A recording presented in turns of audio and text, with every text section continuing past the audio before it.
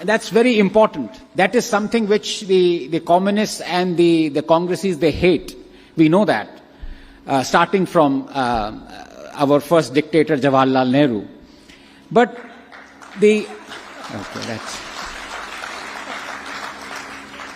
it took a couple of seconds to register that, but that is absolutely true. So, sir, I will hold you to that. I hope you don't regret saying that, because I think criticism is important, because criticism does not allow you to escape reality. This book, as I said, is no longer meant for its intended audience. This book is loved by its real audience, and the real audience is asking the question. And the question is as follows. Yes, you have opened our eyes. Yes, you have woken us up. And yet we can't do anything to remove the injustice. So was it better that we were asleep? Was it better that we were wallowing in ignorance than for you to come along and shake us up and wake us up and then say, well, you can't do anything? That is the choice that we are confronting right now as a society and as a country. The Hindu candle is burning at both ends, and the wax is melting. And at one end is appeasement, and at the other end is discrimination. And if it was just one end, it would have slowed the burning of the candle, the melting of the wax. But right now, it's not just that it is at both ends, it is being speeded up at both ends. I will come to the discrimination that the book talks about. But before that, I want to talk about the first end from where the Hindu candle is burning, which is appeasement.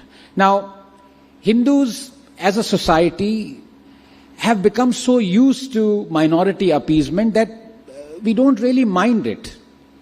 And to be honest with you, every political party cutting across party lines, even Professor, the BJP, panders to this thing called appeasement.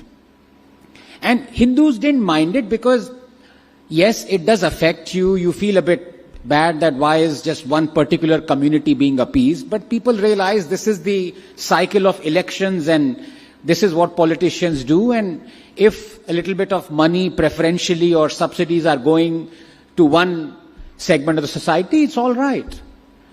But what the society didn't realize, that appeasement is like cancer. And when it spreads through various stages. And each progressive stage gets murkier and darker and more dangerous.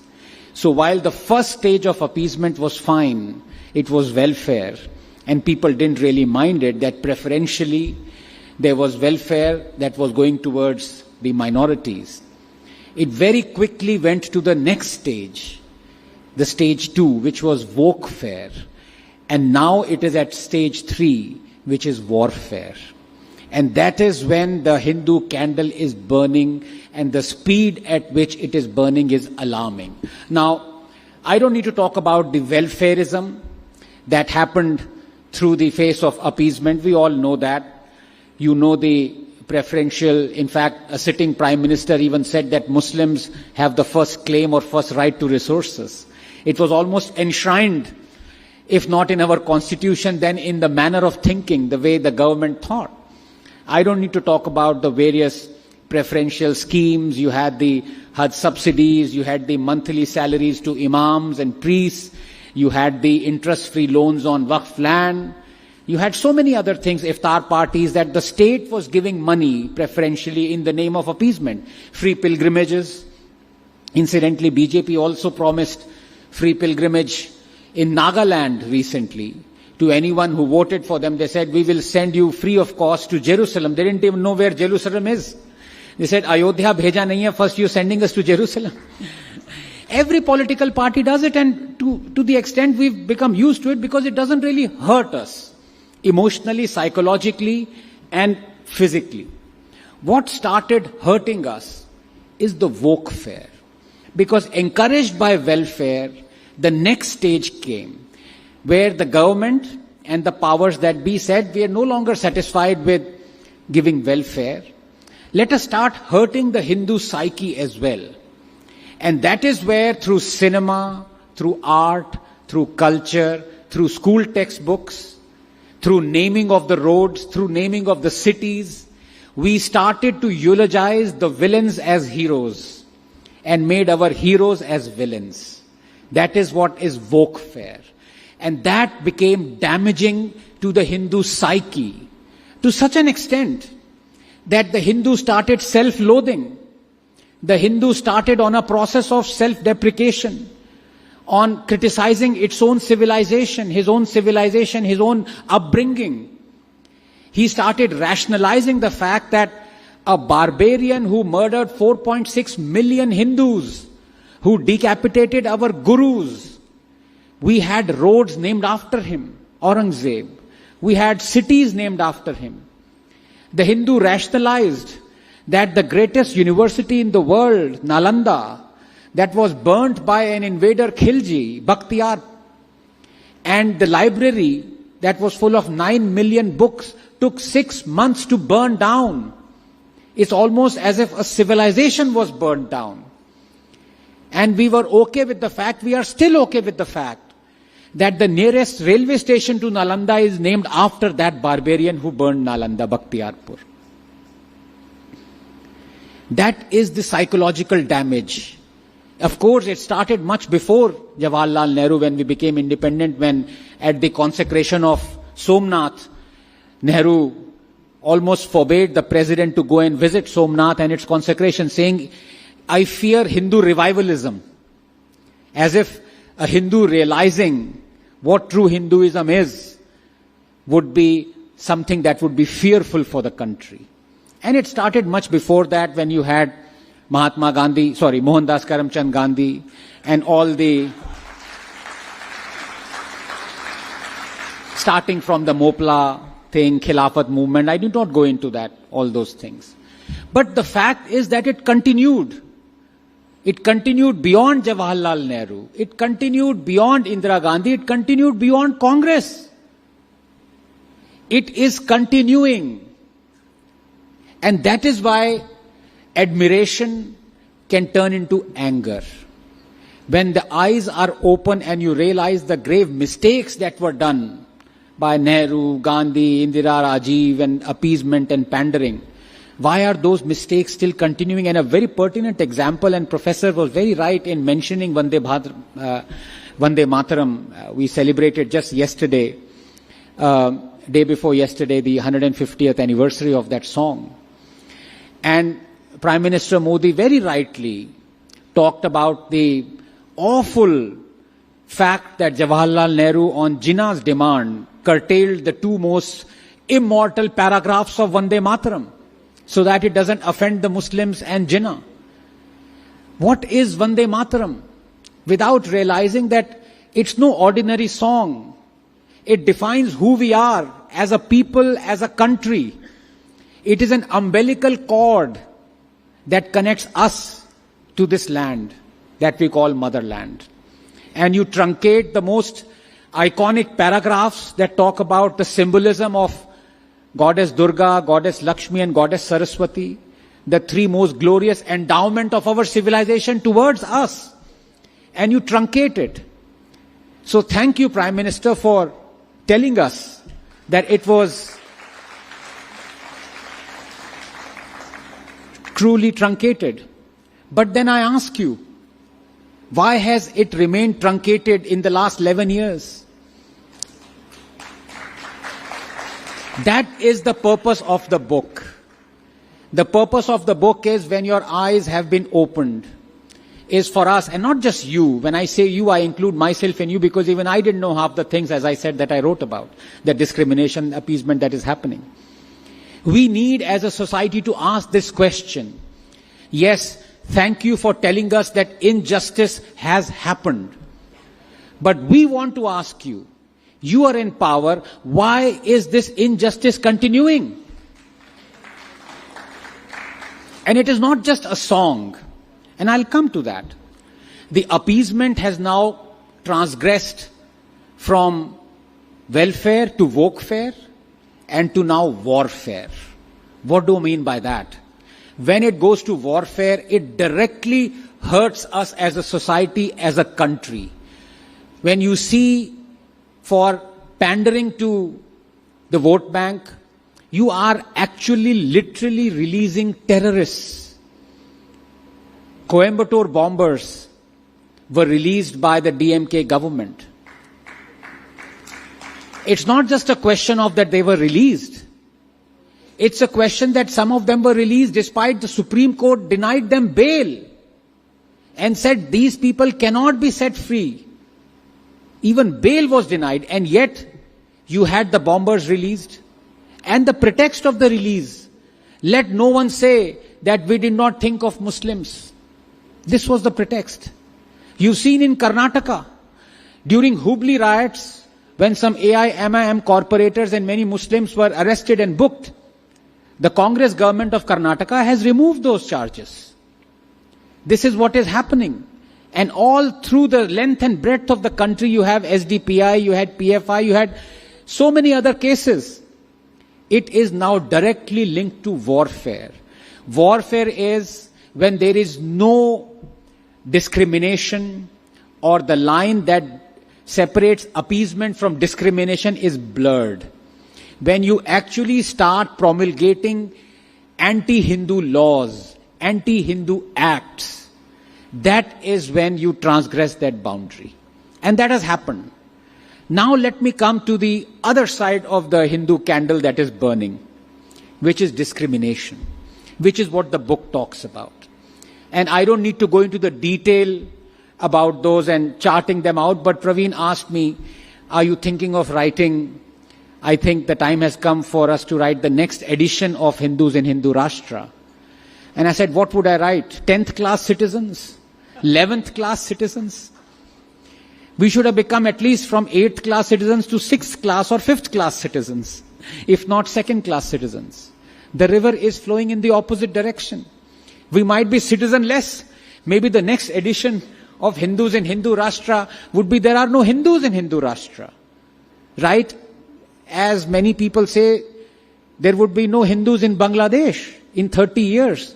This is a scientifically projected assessment. So the fact of the matter is, leave alone appeasement.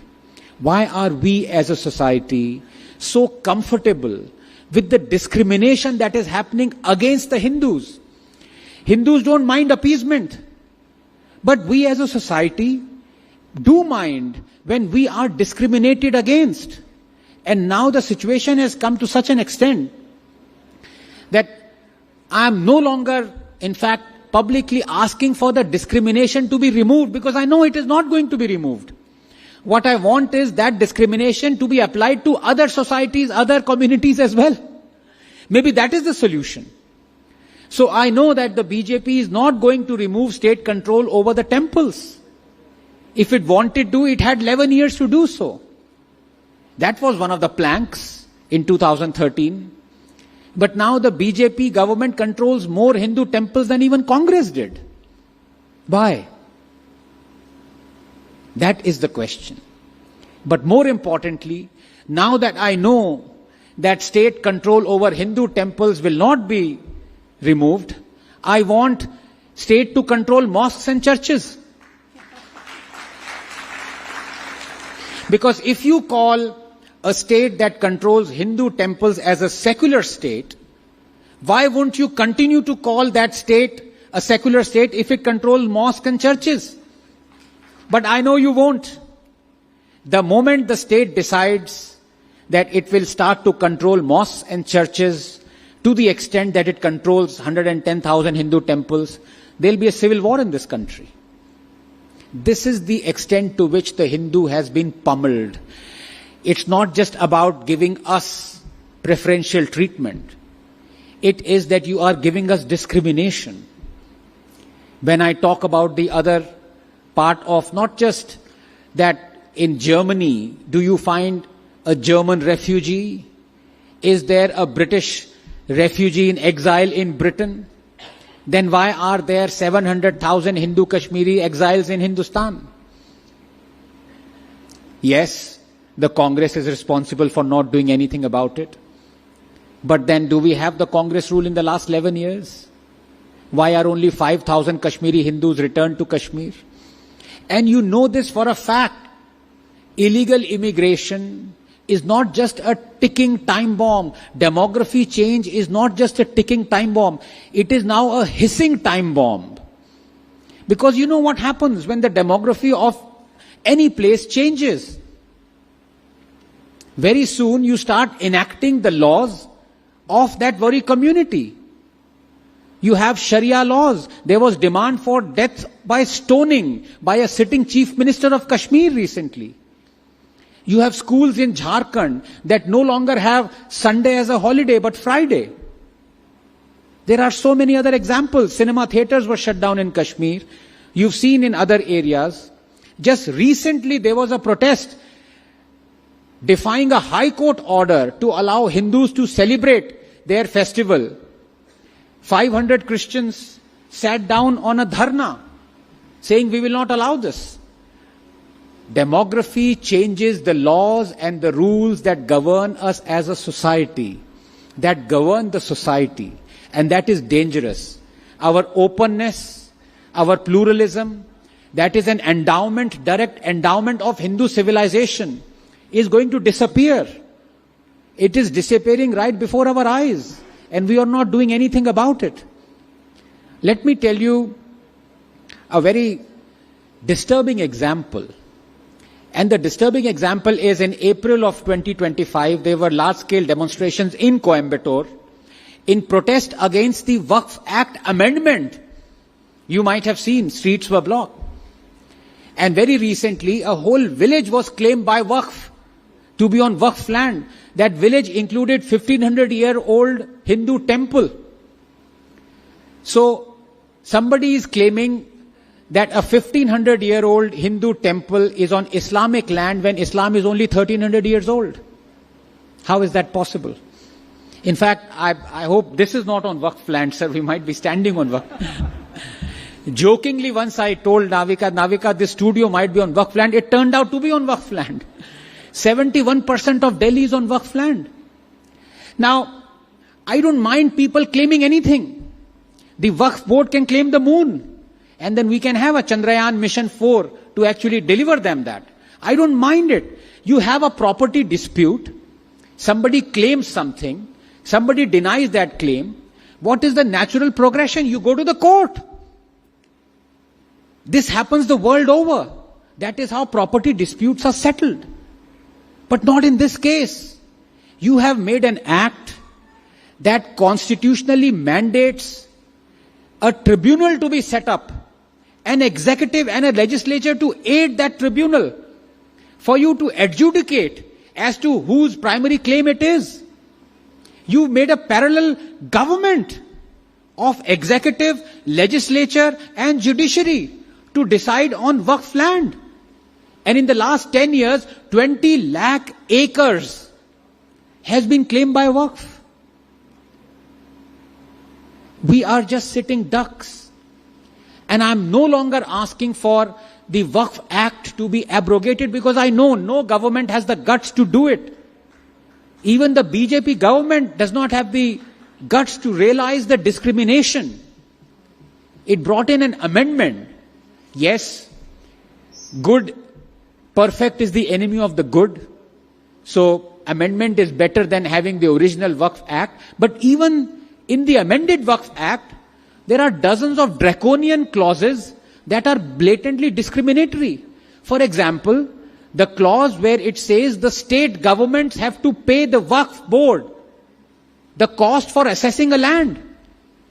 This violates constitutional articles and principles of a so-called secular state.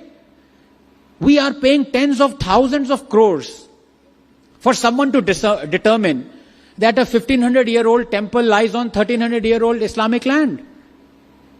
This is what it has come to. But now, I'm not asking for the Waqf Act to be abrogated, because I know it would never be.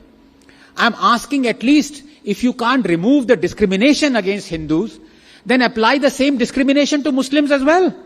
Have a Sanatan Act. And through that Sanatan Act, where each and every clause would be the same as the Waqf Act, any Hindu can claim any land to be Sanatan land. So the Jama Masjid can be claimed to be on Sanatan land. Well, every mosque is technically on Sanatan land. And then what would the Muslims do? The Shahi Imam would be outraged. Yes, reasonably. And he would say, I'm going to the court, but say, no. You can't go to the court. Come to the Sanatan tribunal first. We will make you eat the same medicine that you have been dishing out to us for 50 years. Within 24 hours, the same Shahi Imam would say, let us abrogate the Waqf Act. This is what it has come to. I don't need to go into the judgments that are blatantly anti-Hindu, where not once but twice the Supreme Court denied reopening of the cases of atrocities and criminalities against the Kashmiri Hindus that faced a genocide, reasoning that too much time had elapsed, so we cannot reopen those cases. And 6 months after they said this judgment, the Supreme Court ordered an SIT to be set up to look at the cases of criminalities and atrocities against the Sikhs in 1984 genocide. That happened 6 years before the Kashmiri Hindu genocide. I know this happens. It's not a question of that the judiciary promulgates anti-Hindu things. We've seen what the Chief Justice, former Chief Justice, talked about. Go and talk to your Lord Vishnu if you want the head to be reinstated. You see these things. But the question is, this book is asking that yes, laws are anti-Hindus, communities are anti-Hindu, judiciary can be anti-Hindu, legislature can be anti-Hindu. But government that we put in power, are you anti-Hindu? If you're not, why aren't you raising the voice? Did the Prime Minister ever say or comment upon the fact this blatantly anti-Hindu thing that the judiciary did? No, it was complete silence. That is what the quandary is. And I'll end by saying this as best exemplified by a show of hands. And I'll take to heart what my beloved professor said, that we are open to criticism. So I'm going to test him on that. You see, when the British were ruling us, pre-1947, they made a lot of blatantly anti-Indian laws. So many of them. One of the most blatant anti-Indian laws was the act, or in fact the law that is called the Sedition Law, whereby you cannot even say anything against the British government or the government of the time. Then the British left. And then the Congress came, and for 50 years, the same anti-Indian law was there, sedition law. So I want a show of hands. How many of you feel that in continuing with the anti-Indian British law, the Congress government was also anti-Indian? Please raise your hands. Almost all the hands have gotten up. So you believe that if an anti-Indian law continues, the government of the time doesn't remove it, that government is anti-Indian. Rightly so. Rightly so. I congratulate you on thinking that. But now I ask you, the Congress, in its diabolical nature, promulgated a lot of anti-Hindu acts. Taking over of the temples was one such act. You had the RTE in conjunction with the 93rd Amendment that puts the onus of giving 25% reservations to economically weaker section only on Hindu-run schools, forcing only thousands of Hindu-run schools to shut down and the Muslim and Christian-run schools to prosper, take in Hindu students. The Congress government brought in the Places of Worship Act, an evil act that disbars Hindus to even knocking at the doors of justice, demanding to reclaim their demolished temples. The Congress brought in the evil Waqf Act. The Congress brought in all these anti-Hindu acts. Now, what would you call a government that has not removed those anti-Hindu acts and those anti-Hindu acts are still continuing? A show of hands. would that government that continues with those anti-Hindu acts would also be anti-Hindu? Right. I think that answers the question.